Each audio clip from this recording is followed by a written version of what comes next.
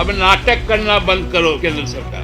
कोयला हमारा, जमीन हमारा, कि 15 दिन के अंदर कोल इंडिया जवाब दे कि हम लोग अब छोड़ने वाले नहीं। आपको हमने चुनाव में भी आपका औकात बताया और हमको मजबूर मत कीजिएगा। राजमहल से लेकर राजहरा तक एक भी कोयला का खदान नहीं चलेगा, एक ढेला भी कोयला बाहर नहीं जाएगा।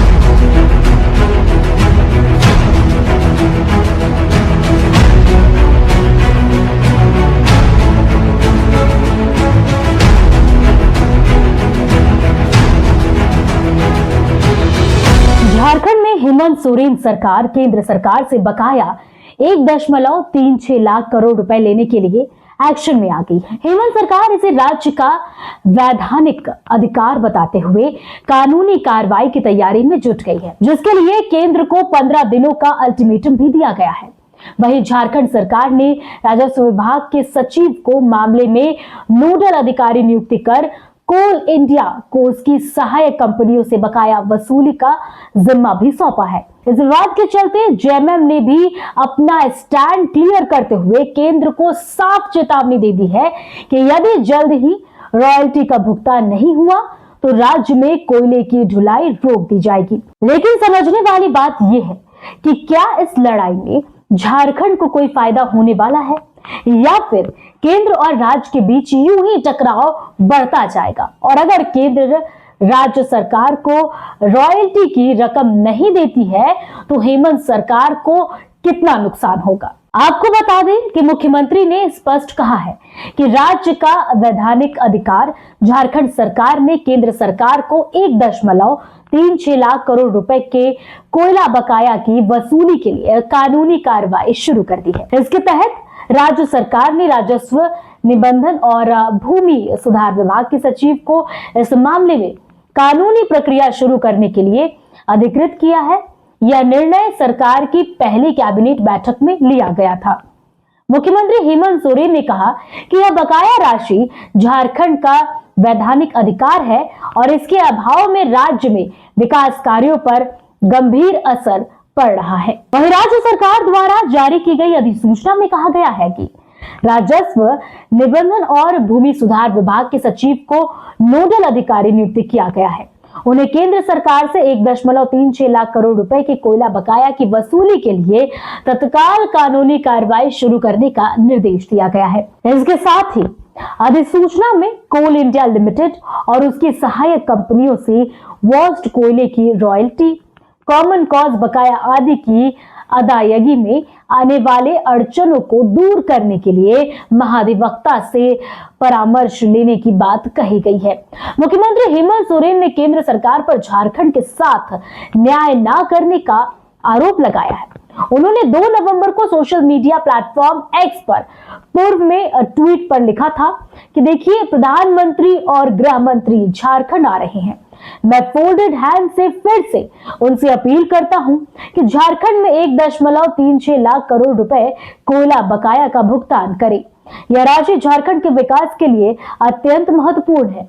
मुख्यमंत्री ने यह भी कहा कि उन्होंने कई बार केंद्र से बकाया राशि चुकाने का अनुरोध किया, लेकिन कोई ठोस कार्रवाई नहीं हुई। मुख्यमंत्री हेमंत सोरेन ने कोयला बकाया को झारखंड का वैधानिक अधिकार बताते हुए कहा है कि केंद्र सरकार की पीएसयूएस द्वारा बकाया राशि का भुगतान न करना राज्य के विकास में एक बाधा डाल रहा है।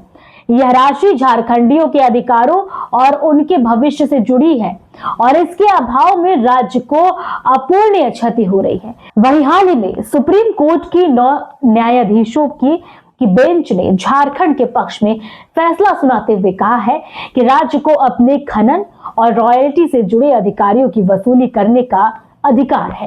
राज्य सरकार ने इस कानूनी लड़ाई को आगे बढ़ाने के लिए महाधिवक्ता और अन्य कानूनी विशेषज्ञों से सहयोग लेने का निर्णय लिया है। झारखंड सरकार का यह कदम राज्य के विकास को गति देने के लिए एक बड़ा प्रयास माना जा रहा है। इधर केंद्रीय कोयला राज्य मंत्री के उस बयान पर भी कि झारखंड में देखिए केंद्र का कोई बकाया नहीं है, इस पर भी झामुमो के महासचिव सुप्रियो भट्टाचार्य ने साफ कहा है कि अगर कोयले की रॉयल्टी 15 दिनों के अंदर नहीं दिया गया तो राज्य से एक ढीला कोयला भी बाहर नहीं जाएगा।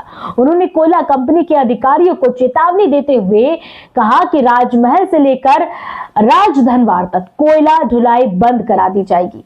अब नाटक करना बंद करो केंद्र सरकार। कोयला हमारा, जमीन हमारा। राज्य सरकार ने पहले भी निर्णय लिया था और आज तो आदेश जारी कर दिया भू राजस्व विभाग के द्वारा कि 15 दिन के अंदर कोल इंडिया जवाब दे, बैठ के स्थिति को स्पष्ट करें। यह आदेश है भू राजस्व विभाग का। साफ तौर पर कहा गया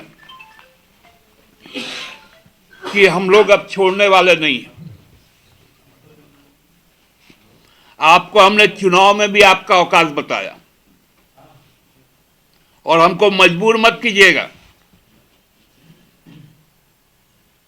राजमहल से लेकर राजहरा तक एक भी कोयला का खदान नहीं चलेगा, एक ढेला भी कोयला बाहर नहीं जाएगा। वहीं देखिए, केंद्र और राज्य का विवाद झारखंड के खनिज संसाधनों और उसके अधिकार के लड़ाई का एक बड़ा उदाहरण बनता दिखाई दे रहा है। समझने वाली बात यह है कि झारखंड के लिए ये रकम केवल एक आर्थिक मुद्दा नहीं बल्कि इसके विकास और आत्मनिर्भरता पर भी एक सवाल बन गया है, क्योंकि ये जो बकाया पैसे हैं वो राज्यवासियों के विकास के हित में है। तो ऐसे में अब देखिए, अब आगे इस मामले में क्या कुछ होना है वो देखने वाला विषय होगा। तो यहाँ फिलहाल मेरे साथ इतना ही। ऐसे ही तमाम अपडेट के लिए देखते रहिए द न्यूज़ पोस्ट।